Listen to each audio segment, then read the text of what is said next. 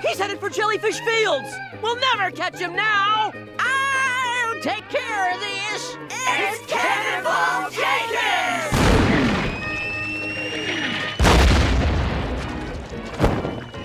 I told you nothing good would come from city folk and their flying machines!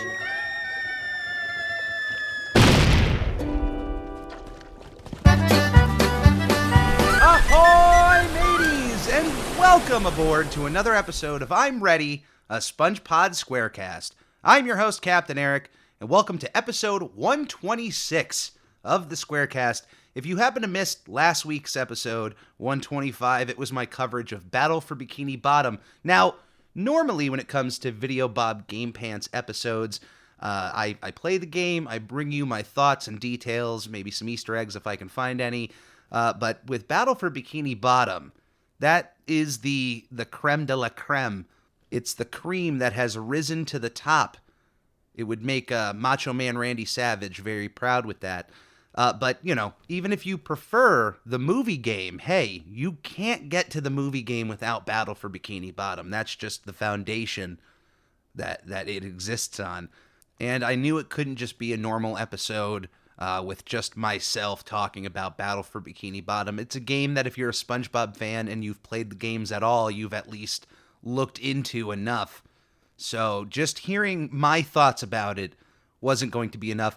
So I reached out to a streamer by the name of Shift, who also holds the world records for the speed runs of Battle for Bikini Bottom in both its any percent and 100% categories. If you're not familiar with the world of speed running, it's those who can play video games extremely fast, and there is a wide variety of different categories that can happen within a game for different ways to play the game. And Shift holds the world record currently for the any percent and 100% categories for Battle for Bikini Bottom. Now, it's one thing to be able to say, hey, I can beat this game to its 100% completion in its fastest way possible, but you have to see his any percent runs to believe some of the strategies that go into achieving the run. I mean, certainly it's not playing the game, quote unquote, as intended, but to know these strategies on their own and be able to pull them off one after another to get that fast time, it's incredible. It's a sight to behold. And I had a wonderful conversation with Shift, not only just about the game, but also himself and the world of streaming. So if you have any interest at all, even if it's not about Battle for Bikini Bottom, but if you have any interest even in the world of streaming, playing video games in a speedrunning way, or if you just want to know as much about Battle for Bikini Bottom as you can, definitely check out episode 125 of the podcast, or the video version of that interview is going to be coming out to YouTube very soon. So keep an eye out for the video version of that interview, where you're going to see both Captain Eric and Shift on screen at the same time. Worlds collide. Wow, it's incredible. But yeah, just so you know, as we are moving forward, there have been a few weeks this year, more than a few weeks, where the intended release day for the podcast has been taken aback a day or two, usually due to what's going on in my personal life. Outside of recording this podcast and This Week in Nickelodeon History, which I put a lot of work and effort into what I put out for both of those shows and what I do for YouTube. And I'm passionate about that, but keep in mind, I work a 40-hour plus a week job and then have responsibilities outside of that for both friends and family. So then, even in my personal time, I'm constantly even sacrificing time that I usually would play video games for the stuff for this podcast. So there are times where I'm spinning a lot of those plates in one week, and then somebody just throws a football at me to catch, and I'm not expecting it, and I'm not meaning that in a literal sense. I'm using that as a framing tool. But what I'm saying is those moments in life that when you're an adult and you just least expect something and they just come out of nowhere, and that can have a massive effect on some of the things that I usually do in my personal time, such as this podcast. So moving forward, there's not going to be much of a change. I'm just shifting the release day for these episodes to Thursdays instead of Wednesdays. Since I usually release the episodes on Thursdays, there has been a shift in my schedule. No pun intended on our streaming friend there. There has been a shift in my schedule that has made it so that if worst case scenario things are set in a wrong way, I can 100% still guarantee a release of these episodes on Thursdays. So moving forward, I'm Ready, a SpongePod Squarecast will release officially Thursday mornings. And what I'm aiming for is a 5 a.m. EST release time for the episodes. This Week in Nickelodeon History will remain on Sundays for the time being. Things have been working out really well for that, and actually that show has a bit more in the can than I'm Ready. But I'm excited about things moving forward, which includes some of the video content I have coming out on YouTube. If you're not already subscribed to the Captain Eric YouTube channel, definitely go into the podcast description, click on the link, hit subscribe, even if it's just the podcasts that you see up there for now. But I promise you, give it a week or two, you're going to be pleasantly surprised with some of the content that Captain Eric is pushing out that doesn't even necessarily have to do with SpongeBob. Ooh, what could that be about? Stay tuned, folks.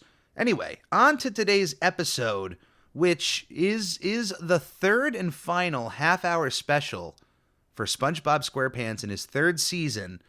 But if you watched these live, you're thinking to yourself, wait a minute, this is the second one. And you're actually right, technically, because even though this was the third produced, closer to the end of the third season, this was aired before UGG, or SpongeBob BC. The episode that takes place all in the cavemen times, that whole Patchy episode, that was held off until 2004.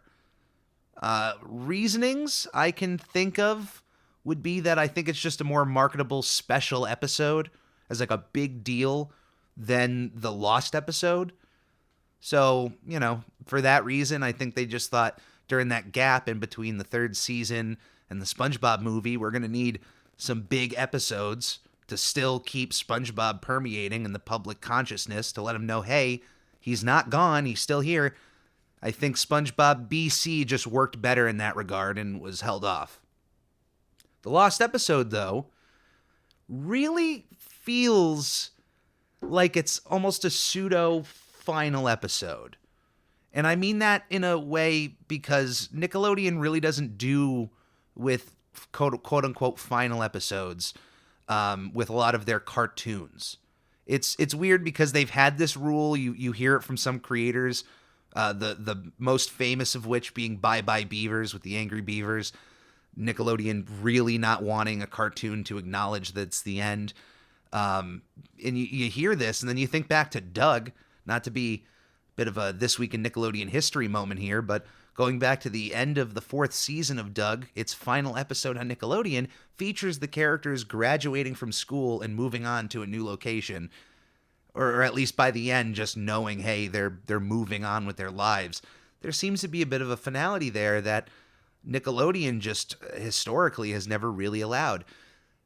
There are moments in this episode that make me feel like, hey, if they were going to finish SpongeBob with its third season and make it a big deal, this almost works like a nice final episode for SpongeBob if it was going to end with season 3. Even though there's 2 more episodes that were produced after it, and I'm not saying that this was their intentions, but there are some moments here, and I'll just point them out, and I'll let you know how my mind works, and we'll go along. But yeah, so this was marketed as SpongeBob SquarePants The Lost Episode. And just like a lot of these half-hour specials, they're marketed with a completely different name, but then the SpongeBob episode within has its own name. SpongeBob SquarePants House Party has Party Pooper Pants. And with this episode, we have The Lost Episode, but then The Sponge Who Could Fly. A part of the third season, it is the 59th episode, and it first premiered on March 21st, 2003, although earlier that month it was out on DVD, March 4th, 2003. This episode was written by Paul Tibbitt, Ken Osborne, and Meriwether Williams. Our storyboard artists are Carson Kugler, Caleb Muner, and William Reese. Our storyboard directors are Paul Tibbitt, Ken Osborne, and Mark O'Hare for a specific segment that we will get into. Our animation director is Andrew Overtomb and Tom Yasumi. And our creative director is Derek Dryman. There's also an interesting fact about this episode.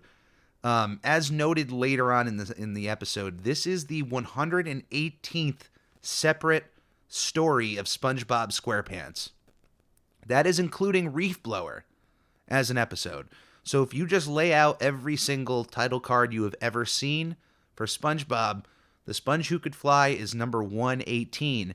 And for those curious enough to know, episode 69 of SpongeBob SquarePants is The Secret Box. That's just fact and information there for you. Do with it what you will. As with every half-hour SpongeBob special, the framing around the actual episode itself is around the antics of our favorite SpongeBob host, Patchy the Pirate, and his friend or pet, or his puppet, however you would like to say, Potty the Parrot, voiced by Stephen Hillenburg for the final time here, as Mr. Hillenburg would exit the show once he was done with the third season and the SpongeBob SquarePants movie. He would pass on the role of Potty the Parrot onto Paul Tibbitt, who would then pass the role onto Mr. Lawrence, who is currently the voice of any Potty the Parrot appearances. Beyond Stephen Hillenburg voicing Potty the Parrot in all of these moments, he appears in this episode himself in a cameo appearance. If you don't know it right at this moment in time, we're not there yet, but we'll get to Mr. Hillenburg. But this episode opens up with Patchy the Pirate in his shower of all places, not ready to present the lost episode of SpongeBob SquarePants that he was, I'm guessing, gifted by Nickelodeon.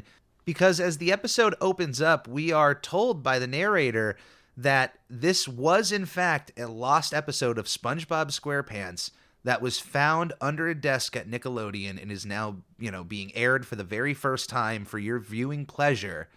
And for the very first time in the show's history, we actually see the Nickelodeon studios, which between that moment and this being a lost episode that is being aired, to me, gives off that finality feeling.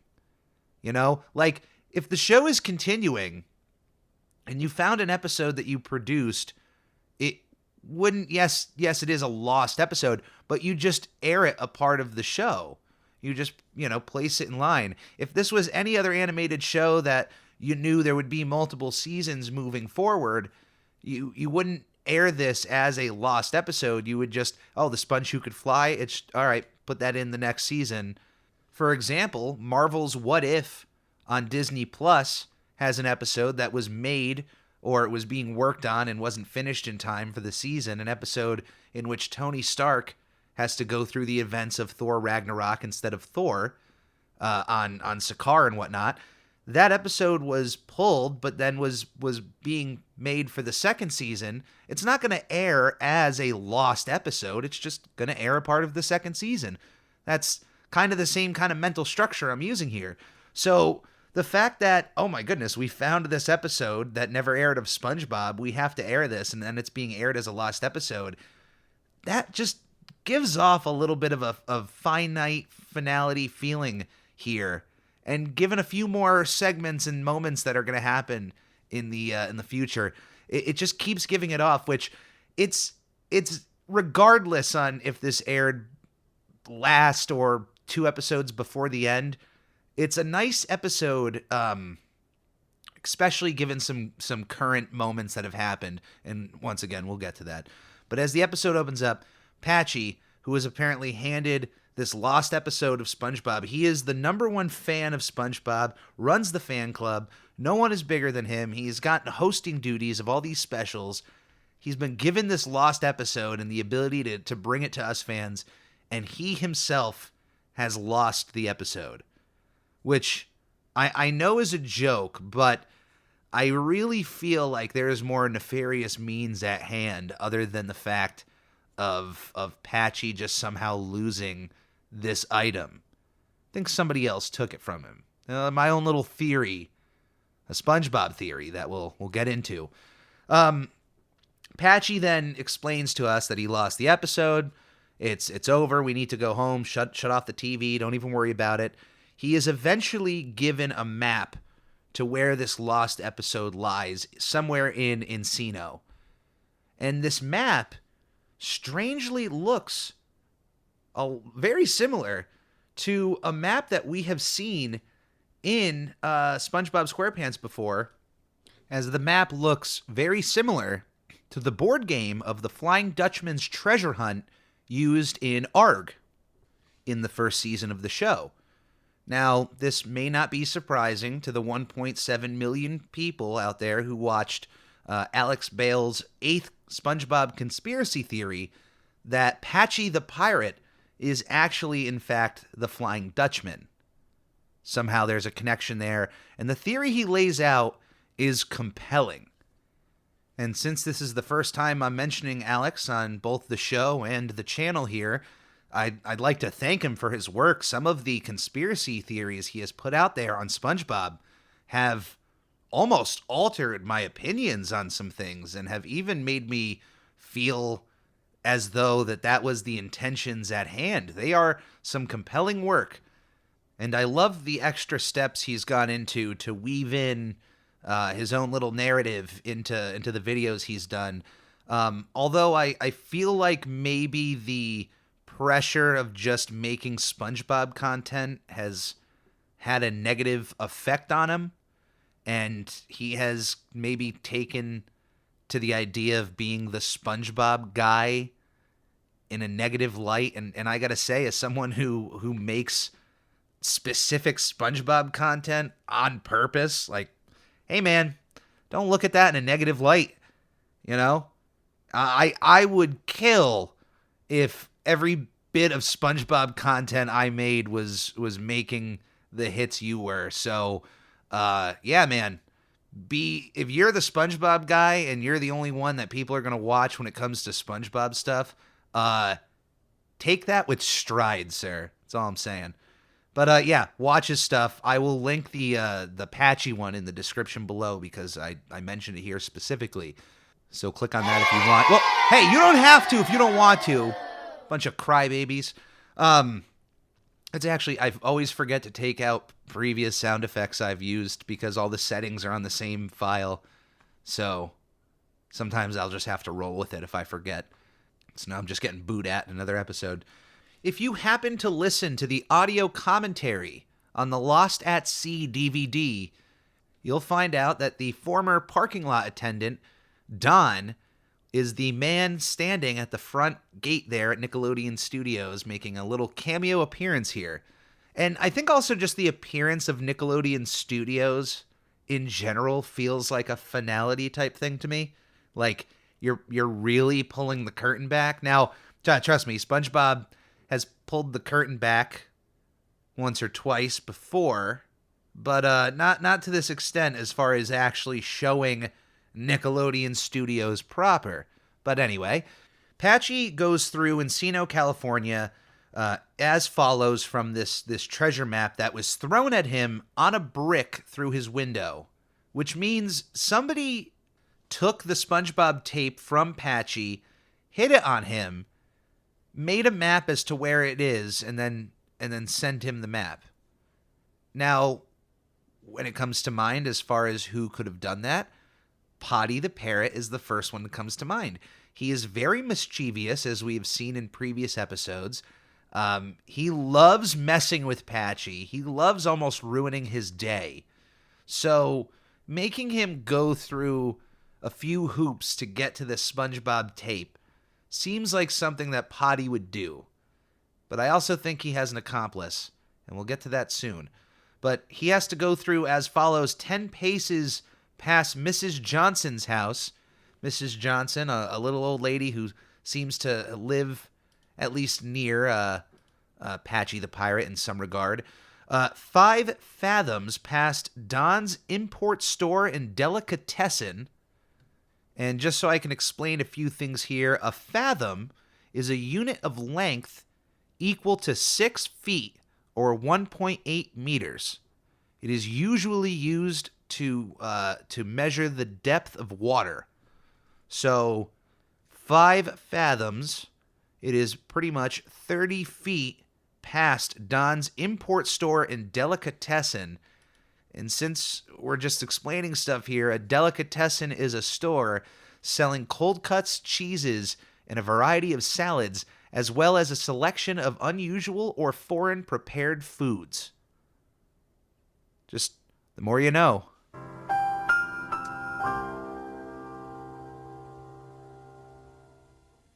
Next up is half a league to the forked tree. Now, a league is a form of measurement that is used both on land and in sea. On land, a league is 3 miles, and in sea, it's 3 nautical miles. Who would have thought? And as far as like the nautical mile to a mile, it's like 1.1 or 1.2 as far as a difference to like 1 mile to what a nautical mile is. But half of that to the forked tree. And in our world, apparently forked trees are just where plastic forks come from. Thanks, Patchy. Love the information. But once you get to the forked tree, you then have to survive the 7 trials of Monkey Lagoon. And if you just look up, Monkey Lagoon happens to just be a children's playground. And it is quite the 7 trials that Patchy has to go through.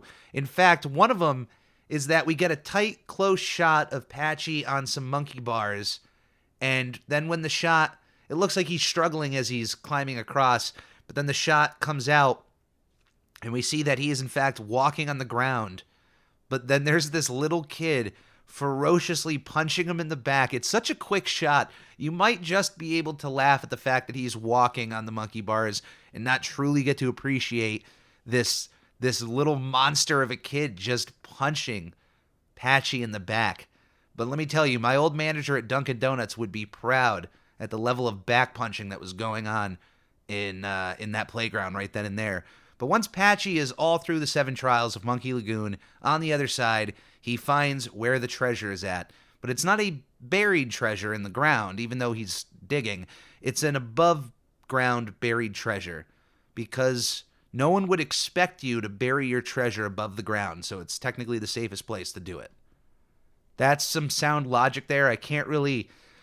I mean, in a way, you can totally argue that nobody would expect that, but if somebody showed up to where they would expect the treasure to be and it was just sitting there on top of, a marked spot, you're really doing half of the work for them.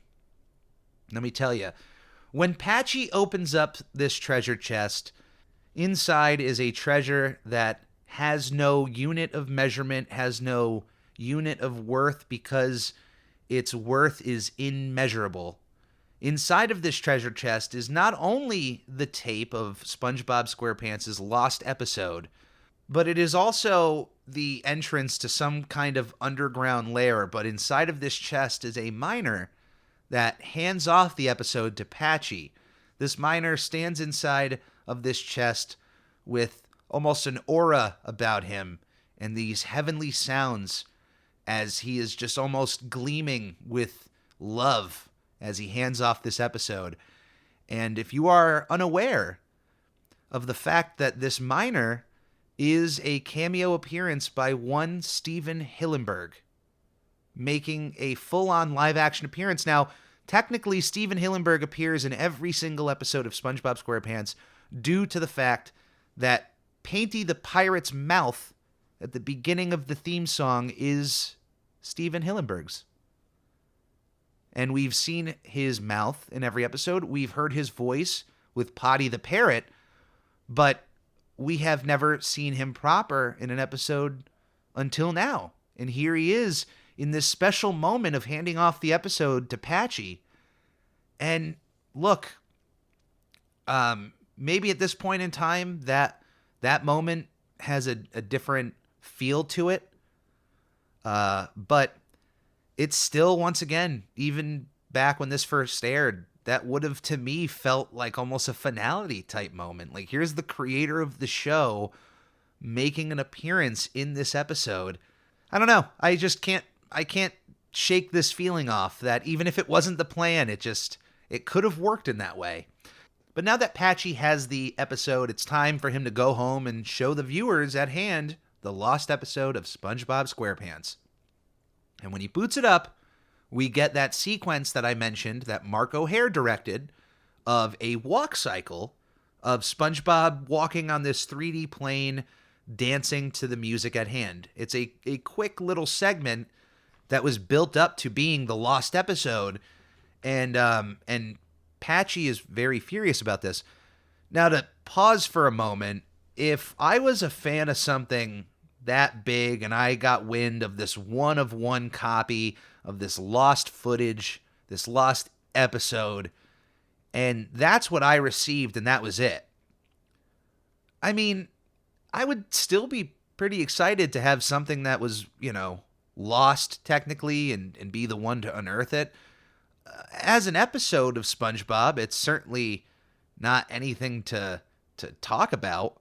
It's a little walk cycle, but the end of this moment kind of ends the tape and makes the appearance as if that's it. That is the lost episode of SpongeBob SquarePants.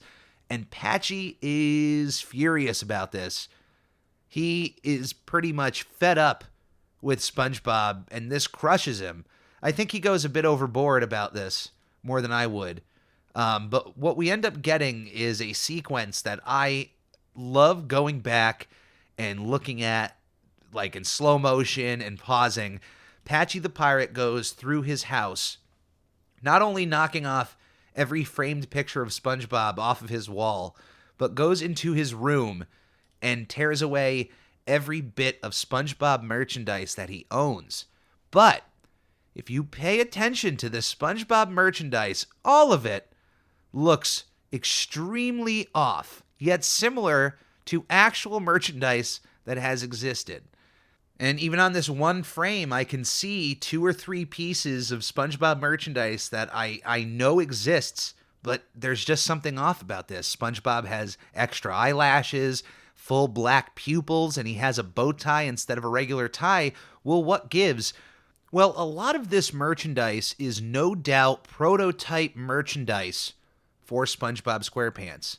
Essentially, what companies could do with the SpongeBob license if they were able to have it. Sometimes companies make these as a proposal, or sometimes they get contracted to do so and see what they're able to produce. And then, of course, make the tweaks and variations before these products make their way on store shelves. There's always a back and forth with this to make sure that the people producing these, plushes and bedding and toys are correct in every way to Nickelodeon's specifications before they hit store shelves. So there's always prototype merchandise, lying around when it gets sent to you. And with all of this merchandise, you might as well fill up Patchy's room. But if you are an old school SpongeBob collector, if you pause this at various moments, you can no doubt find yourself pieces of merchandise that existed, that you own, but it just looks ever so off in this episode. Point being, on Patchy's bed, there is a pillow of SpongeBob SquarePants, a blue pillow with this white kind of ropey border, and his hands are kind of off of the pillow. I own that exact SpongeBob pillow. I will take a picture of it. It's in storage. I'll have to find it, but I own that exact pillow. But in this episode, his teeth are off. His eyes are dilated. It looks just way too off, but you only see it for a second. I mean, Patchy is just quickly throwing all this stuff off of his bed.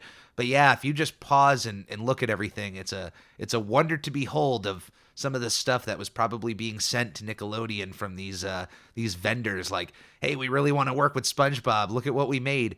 And also, in a way, the fact that it looks so off kind of saves the episode from just kind of, over promoting merchandise. It would be a little dirty for the show to just kind of to show off just how much SpongeBob merchandise you can go out to stores and buy. But, when you actually look at these plushes and the toys, they just look that off. Now, Patchy was a little too overzealous on getting rid of all of his SpongeBob stuff, because if he just waited, the tape was actually going to show the proper lost episode of SpongeBob SquarePants, which is listed on the screen as number 118 of SpongeBob SquarePants. And now on to the actual episode at hand. This is not one of my favorite episodes of Season 3. For as much as I love a lot of the things in the episode about the Patchy segments, especially the ending, the appearance of Steven Hillenburg, I adore those moments.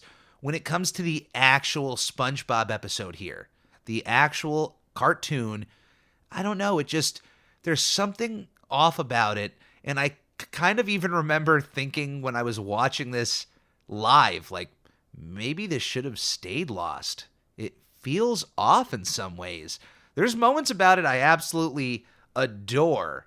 Outside of the Patchy moments, there's things about the actual SpongeBob episodes I adore. But its premise and a lot of the choices here, it's a little weird, but we'll get to it, especially what happens after this episode airs. We'll definitely get into that, so stay tuned. But the episode opens up with SpongeBob jellyfishing, and SpongeBob, we have seen up to this point, he has a lot of respect and love for the jellyfish. At one point, he wanted to live among them. So we know to the extent of how much he'll show his love for the jellyfish. But out of nowhere, SpongeBob just gets this out of left jellyfish field thought that he just wants to fly.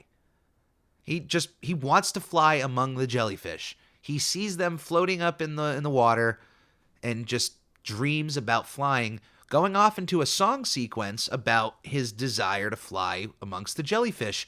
Point one is that there's a lot of musical moments in this episode, which the songs themselves are not necessarily bad, but I don't know. They just kind of come and go, and that also helps with that finality part as well. We don't really get a lot of musical moments in SpongeBob, not to this extent, so to have so many in one episode, it just feels even extra special here, this moment.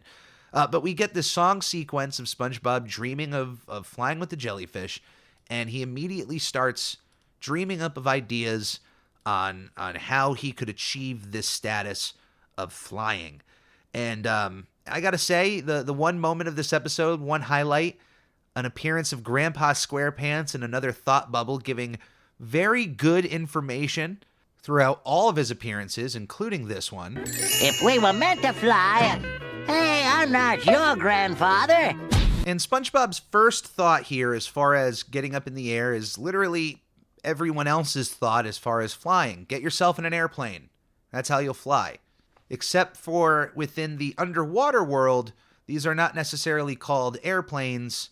That would seem a bit weird since they are designed to fly technically in the water above all the creatures and whatnot. So for this episode, they are called flying machines. That is a more accurate description as to what they do underwater. They're not really flying in the air. But yeah, SpongeBob's first thought is, I'm going to get in this flying machine, and I'm going to fly with the jellyfish. Patrick is here to help him out along the way, his dreams of flying with the jellyfish. And even with Patrick's help, SpongeBob is unable to really get the hang of the flying machine under control and ends up ruining the silo of Farmer Jenkins. Old Man Jenkins is a character that has appeared many times throughout SpongeBob and historically has had different designs each and every time he appears. That or Old Man Jenkins is just a very fair underwater kind of, it's almost like a sir for somebody who is older.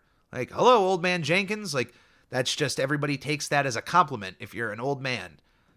Maybe that's a thing. I don't know, but we have a lot of Jenkins in this episode, and let me tell you, this Jenkins steals the absolute show.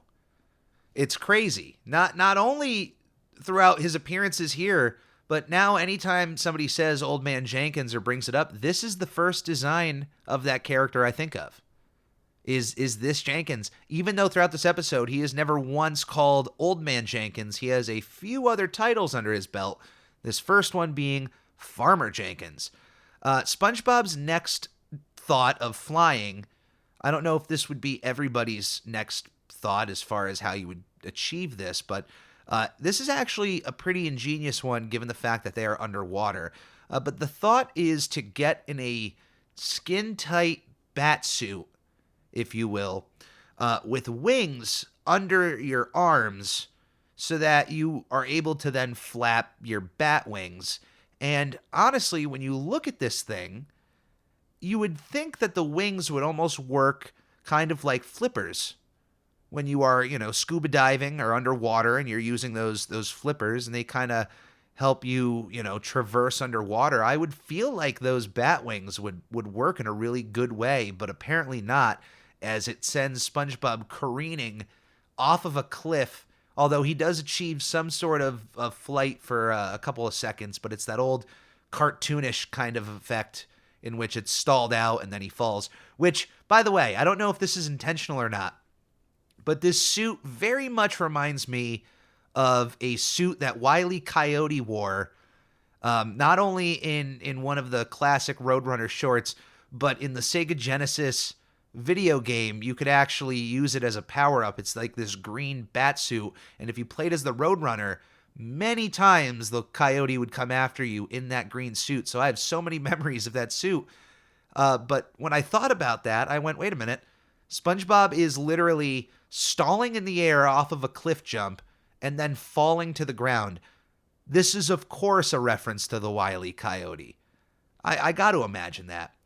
SpongeBob's next plan is easily his weakest and his most backwoods-level desperate move of flying, and it's 2 balloons filled with helium attached to a lawn chair with a brick holding it down, with the idea being that you get in the lawn chair and it's going to just float him up. The thought process, though, SpongeBob, is that with helium balloons, they're just going to go straight up. You're not going to really have the mobility to move around and fly with the jellyfish. I don't know why he didn't think about this, but take a look at those balloons again. I might just have Nickelodeon on the brain, but I think we have a little Cosmo and Wanda appearance in SpongeBob SquarePants, stealing a lawn chair, which it also could be Squidward's lawn chair for all we know. I don't know. I think it's interesting that for the balloon colors, those were the colors they chose. The next and final choice of flight is honestly not a bad one. I thought it would work, but apparently it's not going to work as well as I thought. But SpongeBob ties himself to a kite, with that kite itself then attaching to a bike that Patrick would ride on. And I don't know, between the speed of the bike and for how light SpongeBob is, that we've at least seen in some regard, attached to a kite, I don't know. I thought it would work, but he just ended up crashing and burning through that whole ordeal. What I found weird was that when the citizens of Bikini Bottom saw SpongeBob in the kite flying, they were concerned over his well-being. Like, there seemed to be real concern over this guy, up in the air in this kite. And then the kite kind of caves in on itself, and then he is just being dragged on the ground, and the citizens are cheering that on. Like, you know what?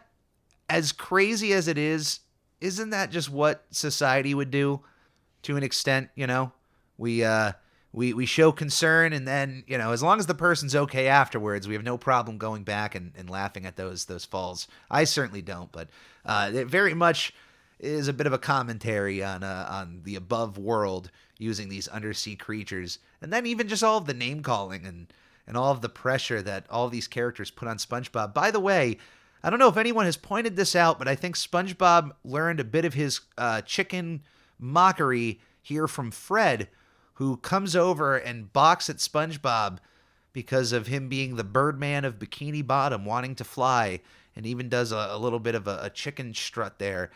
I gotta think that SpongeBob maybe picked a bit of those pointers for his later chicken mockery. But the whole town here is not really ecstatic of SpongeBob chasing after his dreams of flying with the jellyfish. I mean, depending on your dreams and what you're doing out there, it can definitely feel like that. It can feel like you don't have the backing of most people for whatever it is you want to do. They might verbally tell you that they support you, but actions will always speak louder than words. And as far as following your dreams, let me tell you, you should absolutely follow your dreams and continually move forward on them until you can't, until you legitimately can't anymore. Because no matter how many levels or hoops you have to jump through or get through, the ordeals that you have to endure, when you eventually make it to the other side, all of that instantly is just your story to success. That's it. And everybody has a different road. No one's looks the same as anyone else's. And you got to create something that's unique ahead of you. So I know that some of that might come off as a bit schmaltzy. That's a word that fits. But it's true. It really is. You got to think about it. There's actors out there who don't catch a break until their 70s or 80s. And you got to imagine what they're going through and all the hoops that they had to jump through to get there. They probably appreciate it a lot more in that moment. So never give up on your dreams. Always move forward on them. SpongeBob, though, is really distraught on the citizens of Bikini Bottom, really kind of booting him out of town with a armed mob over him trying to follow his dreams of flying. The news is even covering the crazy Birdman of Bikini Bottom. But he's actually not as crazy as you think, because through the accidental use of a hairdryer, which you would think SpongeBob doesn't have hair, or does he? And the answer is, yeah, he does. He actually combs it and dries it. And that hairdryer, inserting it into his pants, filling them up with air and giving him the ability of flight. And SpongeBob, we get another song sequence here of SpongeBob flying through Bikini Bottom and using his newfound abilities to help out every single citizen, big and small. From helping Mr. Krabs get back a dime to helping Plankton all the way down in this little kelp patch, and SpongeBob being high enough to be able to see him and help him. And that's a little beautiful moment that we have. But he's helping out the citizens of Bikini Bottom to such a degree that over time they are completely misusing SpongeBob's abilities. At first, everything he was doing for the town, like helping Mrs. Puff get her snail out of a high tree, or helping Plankton all the way, down in a spot that he was only able to see from high up, those chores and tasks are one thing, but eventually the citizens of Bikini Bottom are asking SpongeBob to do literally anything. Anything. Cleaning Mr. Krabs' garage, rubbing Patrick's tum-tum, picking out a tie for Larry the Lobster, cleaning Squidward's tub, balancing Mrs. Puff's checkbook, helping Plankton spread the word of evil, which he does. SpongeBob helps spread the word of evil in this episode. Untangle someone's phone cord, do someone's geometry homework, talk to someone's plants, rubbing an older man's scalp, who SpongeBob eventually finds out he went to elementary school with, a man by the name of Dennis, in this really funny moment. I would say is one of the funniest moments of this episode, when SpongeBob finds out it's Dennis and then goes back to rubbing his head. SpongeBob, though, is really fed up at this point with literally doing everybody's meaningless chores, when his only goal of this entire experience was to fly with the jellyfish, and he has yet to do that. But when he decides that enough is enough and it's time for him to head off to Jellyfish Fields to do something for him, the citizens of Bikini Bottom, they don't take it lightly. And you would think, well, if they're going to attack a dreamer the way that they did earlier, what are they going to do to somebody who just chooses not to help them?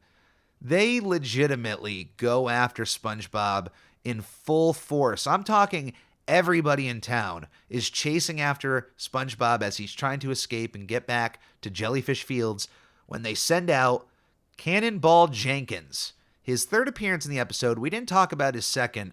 It was a very quick moment when SpongeBob was helping out the town. The lighthouse of Goo Lagoon, the light went out, and which it's weird that there's a lighthouse. I mean, I guess there has to be ships in the goo, and the lighthouse makes sense. I'm talking myself out of railing against the lighthouse. But he fixes the light bulb, which helps Sailor Jenkins from running his ship into the shore. So he turns the ship around and then runs into a rock, which is then somehow SpongeBob's fault. Even though without SpongeBob's help, he would have run completely into the shore and ruined his ship regardless. But yeah, so we went from Farmer Jenkins, who quit farming, so he got into the world of sailing, became Sailor Jenkins, and because of SpongeBob's fault for ruining his ship, he then has to ruin the flying machines, because those city folk and their flying machines, they'll never learn anything. They're just going to cause trouble. And in comes Cannonball Jenkins, who decides to kamikaze himself into SpongeBob, exploding the pants and causing the both of them to plummet to the ground, although Cannonball Jenkins was prepared with a parachute. SpongeBob was not, and came pummeling to the ground, where the citizens came over and felt remorse over what they had done, but not to SpongeBob himself, but to the magical pants that gifted SpongeBob the ability to fly. And they take the pants to go off to give the pants a proper burial, which that alone is hilarious. Like, the thought that they would want to give a pair of pants a proper burial is one thing. The fact that we later on get to see that very quickly is I got to applaud whoever decided to actually throw that in there. But SpongeBob still goes over to Jellyfish Fields, finally admitting to himself that he's never going to have the ability to fly, when all of a sudden the jellyfish form around him a nice little platform for him to sit on to fly him around Bikini Bottom and back home. We get a nice little song sequence here, which I have to say, out of all of the songs, would probably be my favorite. It's a nice little ditty with just SpongeBob singing about the importance of friendship and how, you don't really need anything else if you have a good friend by your side. And I got to say, I agree with that 100%. If you have a good friend that you just click with on a 100% level, you could literally do anything with that person, including nothing, and still have a good time. So I like that sentiment, but I also like the moment here where the jellyfish helps SpongeBob. It's a beautiful moment, and also adds to that finality. Like, here's SpongeBob 3 seasons in, catching jellyfish constantly, and then here are the jellyfish helping him out in a nice little way. It's a sweet moment as all of the citizens watch as the crazy Birdman yet again is flying over the sky, although this time they're completely shocked that the jellyfish help. That is the end of the episode. That is the Sponge Who Could Fly. Now, as with every Patchy the Pirate episode, we get a nice little bookend here of Patchy wanting to rewind the episode to watch it again, but can't find the remote as it is currently missing from his house. This leads to another brick coming in through the window of the remote for the television and VCR, and I'm guessing a lot of other electronics in Patchy's house. It was delivered by the elderly woman from earlier. If you remember, Mrs. Johnson. Mrs. Johnson from earlier is the one who's been throwing bricks into Patchy's house and then riding off on her souped-up wheelchair. And I got to think, between Potty and Mrs. Johnson, they're both behind all of the missing items of Patchy the Pirate. They're in cahoots somehow. I don't have much evidence to claim that theory, but I don't know. It just seems like too much of a coincidence for both of these items, and especially for Potty to always be suspiciously aware as to what's going to be happening and what's going on. Now, as we finally get the remote back in Patchy's hands, he starts clicking buttons, which starts setting off a bunch of different electronics throughout Patchy's house, including, apparently, a button that is designed only to bring up a mariachi band. A live-action one, in fact, which is a nice little moment to have here, given that we get a nice fish mariachi band in the SpongeBob SquarePants movie. But I really wish I had a mariachi button around here.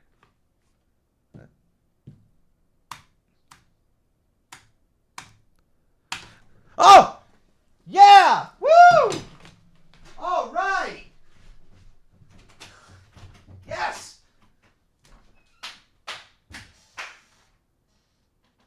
I guess every home comes with one installed. You should start hitting every button in your home. Eventually a mariachi band will pop up for a few minutes. It's crazy. But this mariachi band comes up, and as Patchy is continually pushing buttons, eventually the tape of the SpongeBob SquarePants Lost episode starts spewing out all of its guts from the VCR as Patchy realizes that he has now ruined the SpongeBob SquarePants Lost episode and that it'll never be viewed again. What a tragedy. Wow, Patchy. What a loser, as the narrator would say. That's not my words, that's his. But what is really poignant about the end of this episode is just another piece of evidence to me that gives off this finality for this episode. Maybe for Steven Hillenburg, knowing that he was going to be stepping away after the movie and that, regardless of what happens with SpongeBob, these were his final episodes. And we have this moment that zooms out of Patchy's house. It's nighttime, and the narrator says something that's so beautiful. And given the untimely passing of Mr. Hillenburg, it's a different feeling to watch the end of this episode.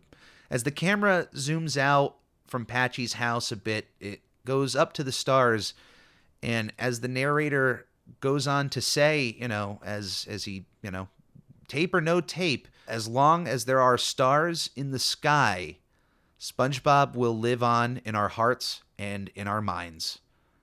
Along with that is a little consolation of SpongeBob SquarePants. And, it's really true. And even more so about Mr. Hillenburg himself. He will always live on in our hearts and in our minds as long as SpongeBob lives on in our hearts and in our minds. It might be a bit cheesy, I'm sorry, but it is very true. His legacy has been well cemented, and we're coming up on the end of the third season here. There's 2 more episodes left before we get to the movie, and then we'll have a whole month load of extra episodes before we move on to season 4, as there's a lot of reflection to go about. This is where Mr. Hillenburg had stepped away from the show for a time and decided, this is the mark I'm leaving, this is where I'm saying goodbye, but this is where SpongeBob will have to move on with other creative minds at the helm. And it's a whole different ballgame when we start getting into those episodes. But for the time being, it's a nice moment to reflect on Steven Hillenburg. I reflect on him every time I do one of these podcasts or I watch an episode of SpongeBob. It's hard not to. But then you get a moment like this, like at the end of this episode, that just, I don't know, brought a tear to my eye the first time I watched it. And it's a nice little moment that, once again, it just feels like if this was the season finale or the series finale as Steven had intended or would have wanted, this would have made a nice little final moment for SpongeBob SquarePants. Although, like I said, there are 2 more episodes that follow this, though it's technically just like one SpongeBob episode proper with 2 segments. And just to be fully transparent as far as the next few steps on our journey through SpongeBob SquarePants, after season 3 is done, there will be an episode of my rankings of season 3, as I've done for the previous 2 seasons. After that, we will move on to the movie. We will move on to the movie game. We will move on to one extra talk about the rehydrated movie, since it just felt proper to talk about it closer to as we were talking about the SpongeBob movie. And once that's done, I'm thinking about maybe one kind of special episode about Steven Hillenburg's work and departure from the show before we move on to season 4 of SpongeBob SquarePants and just continually move forward on this trail, because this project of mine only has an end date when SpongeBob actually ends. That's when that happens. One final thing about the Lost episode here. This was, I believe, the first time that Burger King and SpongeBob would work together hand in hand on a promotion. It wasn't SpongeBob's first time in a promotion with a fast food chain. As for his house party, there was a promotion with Wendy's, which may also have marked his first time as an option for a toy as part of a kid's meal. May be wrong about that for at least America. I think it was Wendy's. But Burger King, right afterwards, would then get the license to make SpongeBob toys, and the partnership between SpongeBob and Burger King was synonymous all throughout the 2000s, the 2010s, all leading up to probably the greatest piece of advertisement in advertising history, but Burger King's classic commercial featuring a remix of a classic song. I'll give you a little hint here. I like square butts and I cannot lie. Squid and sea star can't deny. Yeah, that's real. That is absolutely real. That is Sir Mix-a-Lot singing I Like Square Butts. I implore you, definitely check out that music video. And if there is ever a live I'm Ready, a SpongePod Squarecast edition, that will be sung live. There's no way that can't. One last thing to mention about the sponge who could fly is that the episode itself was the basis for the original SpongeBob musical. The Sponge Who Could Fly opened up on May 31st, 2007 in Singapore, before making its way in the UK and Ireland on February 3rd, 2009, and throughout Spain in 2011. The pictures and video footage of this show throughout its iterations is a sight on its own. So I can't do it justice in an audio podcast, but I implore you, look up some of the pictures and videos of the performances of this musical. The costume choices and design choices are a sight to behold. Now, to be completely fair, given the musical that we currently have that aired off and on Broadway, this show had to crawl so that the SpongeBob musical that we saw on Broadway could pleasantly strut itself down Broadway. And as far as this original musical, I'm sure there are elements to it that completely work, but in certain regards, in certain ways, this just shouldn't be seen by the public. But in all regards, I implore you, please look up the footage of the Sponge Who Could Fly musical, the original SpongeBob musical, before the current one that we all know and love. But that is going to be this week for I'm Ready, a SpongePod Squarecast. I appreciate our time together, and I can't thank you for being a part of the Ready crew. You can reach Captain Eric at spongepodpodcast@gmail.com. You can send me any SpongeBob-related questions, any questions for the show, about the show. If you have any sort of suggestions, anything at all, spongepodpodcast@gmail.com. You can also follow me on Twitter at I'm Ready Podcast and on Instagram at SpongeBob Podcast. Please check out my other podcast, This Week in Nickelodeon History, dropping every Sunday on most conceivable podcast platforms. And don't forget to subscribe to the Captain Eric YouTube channel. You can purchase new and updated merch at the Redbubble link either in the podcast description or in the link from any of my socials. Anything that comes in through my projects goes directly back into my projects. And as always, it is greatly appreciated. Everybody out there, please stay safe, be kind to one another, and come aboard again to another episode of I'm Ready, a SpongePod Squarecast. Love you guys. But tape or no tape, as long as there are stars in the sky, SpongeBob will live on in our hearts and in our minds. Now get lost. Bye. No, really, get lost.